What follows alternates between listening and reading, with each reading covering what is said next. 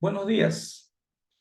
Esta vez los invito a compartir algunas reflexiones atinentes al quehacer educativo, con el propósito de responder a las demandas educativas de la sociedad actual. A la hora de impartir una clase, es obvio que el docente se preocupe mucho por los contenidos, y eso me parece bien, pero sin dejar a un lado los enfoques y las emociones. Para ascender a la instancia de maestro, se debe desarrollar la inteligencia emocional. La inteligencia emocional es un factor clave que repercute en el bienestar social y mental de docentes y estudiantes. Y es precisamente allí donde radica la diferencia entre profesor y maestro. El profesor corrige y el maestro perfecciona. El profesor instruye y el maestro educa. La instrucción conlleva a un aprendizaje conceptual y procedimental. En cambio, la educación conlleva a un aprendizaje axiológico relacionado con el desarrollo integral y holístico del ser humano. Se instruye a los perros, se instruye a los osos, al ser humano se lo educa. El problema por el que atraviesa la educación actual consiste en que hay muchos profesores y muy pocos maestros. Esa educación que eleva la inteligencia y despierta la conciencia tiene que estar en manos de maestros. Maestro es aquel que genera más preguntas que respuestas en el aula. Maestro es aquel que genera duda en el estudiante para incitarlo a la investigación. El maestro debe enseñar a sus estudiantes a navegar en ese pequeño archipiélago de certezas en medio del inconmensurable océano de incertidumbres.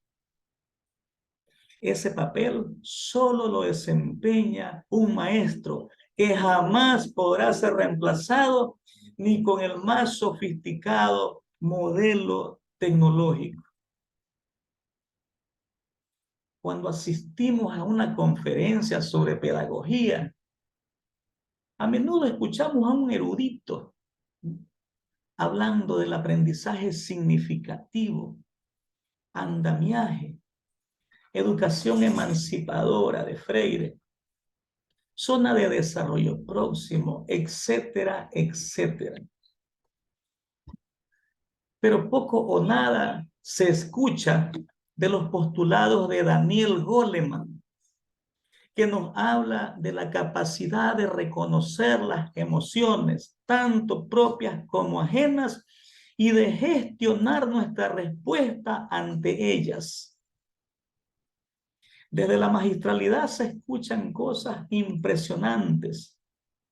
Se escuchan frases acomodadas que se traducen en aplauso.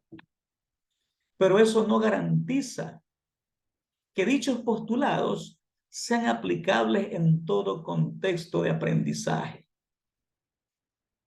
Bueno, en algunas ocasiones el ponente es un burócrata que jamás ha impartido una clase.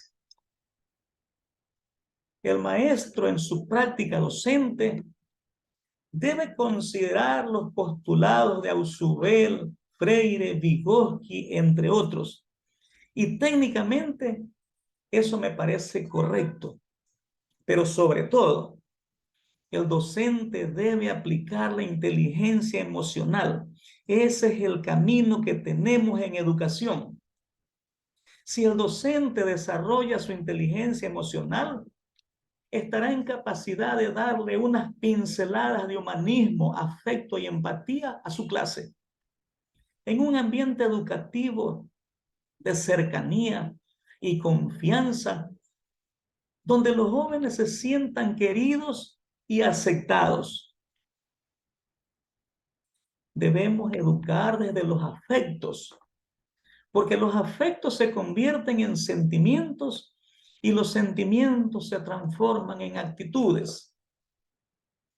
El buen comportamiento y el cumplimiento de tareas escolares son actitudes del estudiante. Esas actitudes pueden manifestarse en dos escenarios diferentes. En el primer escenario, el estudiante temeroso cumple con su tarea porque el docente es sancionador y es preferible evitar un castigo, entiéndase una mala nota, un reproche. En el segundo escenario, el estudiante cumple con sus trabajos y lecciones porque se siente respetado y querido por su maestro. En el primer caso, mientras el estudiante hace la tarea encomendada, lanzará algunos epítetos desagradables contra el profesor. Ahí es cuando al profe le pica el oído. Y en el segundo caso, el estudiante se sentirá feliz haciendo sus trabajos escolares, porque él tomó la decisión de hacerlos. La imposición no vino desde afuera. Libremente el estudiante decidió hacer su tarea porque quiere demostrar que es merecedor del respeto y cariño que su maestro le dispensa. Presentaré la tarea de matemáticas a tiempo porque ese profe es chévere, dice el estudiante. Por otro lado, para que la libertad germine, el maestro debe engendrar en la mente de los estudiantes la idea que cuando nacemos pobres, principalmente, estudiar es la única manera de rebelarnos contra el sistema que nos oprime. Ese es el docente que eleva la inteligencia y despierta la conciencia de sus estudiantes. A ese docente se le puede llamar maestro. Muchas gracias.